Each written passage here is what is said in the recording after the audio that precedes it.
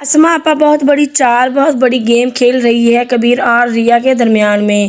اس نے ریا اور کبیر کے درمیان میں بہت بڑی پھوٹ ڈال دی ہے۔ وہ جانتی ہے کہ جو کبیر ہے وہ ریا کے بغیر ایک منٹ نہیں رہ سکتا۔ وہ چوٹ بھی ریا کے ہی ذریعے کبیر کو پہنچا سکتی ہے۔ جو ریا ہے اب اس کو بھی کبیر کی باتوں پر یقین نہیں آ رہا۔ ریا کافی زیادہ پریشان ہوتی ہے۔ وہ گھر آتی ہے، جب اسما آپا اس کو دیکھ لیتی ہے تو وہ جان بوجھ کر اب ایک ڈرامہ رچائے گی۔ وہ ریا کے پاس آتی ہے اور ریا سے کہتی ہے کہ تم کیوں پریشان ہو؟ تم پریشان مت ہو، میں تمہارے ساتھ ہوں۔ اگر کبیر کی خواہش ہے تم سے شادی کرنے کی تو میں تم دونوں کی شادی کرواؤں گی، میں بیٹھ کر تم دونوں کا نکاح کرواؤں گی۔ ریا جیسے ہی اپنی بہن کے منہ سے یہ بات سنتی ہے تو وہ حیران ہو جاتی ہے کہ اسما آپا کس طرح سے راضی ہو گئی۔ آپا اسما کی باتیں سن کر ریا خوش بھی بہت زیادہ ہو جائے گی اور پریشان بھی۔ تو اسما آپا یہی کہے گی کہ تم جا کر کبیر سے بات کرو کہ وہ تم سے شادی کرے، میں تمہاری شادی کرواؤں گی۔ دوسری طرف دکھایا جا رہا ہے کہ جو کبیر ہے وہ اپنے دوستوں کے پاس کھڑا ہوتا ہے اور وہ بہت زیادہ پریشان ہے کہ میں تو کتنا ہی ٹھیک کرتا ہوں وہ سب غلط ہو جاتا ہے، مجھے نہیں سمجھ آ رہی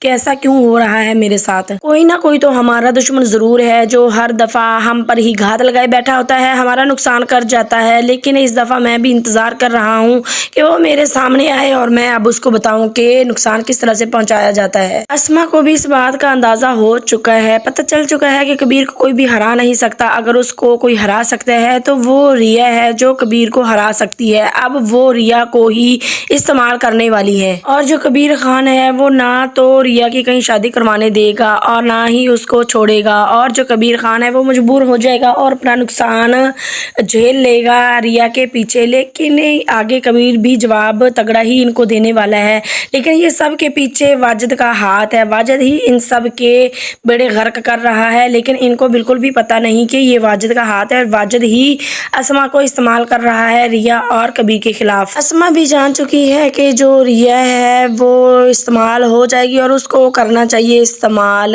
کبیر کے خلاف۔ اب وہ سکندر خان کو یہ بھی بتا رہی ہوتی ہے کہ آپ کو پتہ بھی ہے کبیر ریا کی شادی کبھی بھی نہیں کہیں ہونے دے گا، اور اب میں یہی چاہ رہی ہوں کہ اسما کو ہی بھڑکاتے ہیں اور کبیر کے خلاف کر دیتے ہیں۔ جیسے ہی اسما ریا کو کبیر کے خلاف کرنے کی کوشش کرے گی، ریا یہ بھی جانتی ہے کہ اسما آپا کو تو کبیر بالکل بھی پسند نہیں ہے، یہ اس لیے بھی کر رہی ہے، اور یہاں پر اب ریا اسما آپا کو خوب صاف سنا دے گی کہ میں ایک دفعہ دیکھنا چاہتی ہوں کبیر کی آنکھوں میں اپنی لیے سچائی، میں یہ دیکھنا چاہتی ہوں کہ آپ جھوٹی ہیں یا کبیر کی محبت جھوٹی ہے۔ دوسری طرف دکھایا جا رہا ہے کہ جو ریا ہے وہ درگاہ پر جاتی ہے کبیر سے ملنے کے لیے اور کبیر کو یہی کہتی ہے کہ میں دیکھنا چاہتی ہوں تمہیں واقعی مجھ سے محبت ہے، تم واقعی مجھ سے محبت کرتے ہو۔ تو یہاں پر کبیر کو بہت زیادہ غصہ بھی آ جاتا ہے اور وہ کہتا ہے کہ تمہیں کیا مجھ پر شک ہے؟ اگر جس دن تمہارا شک دور ہو جائے تو پھر ہی تم میرے پاس آنا، ورنہ نہیں، اور تم اس طرح سے باتیں کیوں کرتی ہو؟ تو آگے سے ریا کہتی ہے کہ مجھے تو ایسے لگتا ہے جیسے تم مجھ سے بدلہ لے رہے ہو۔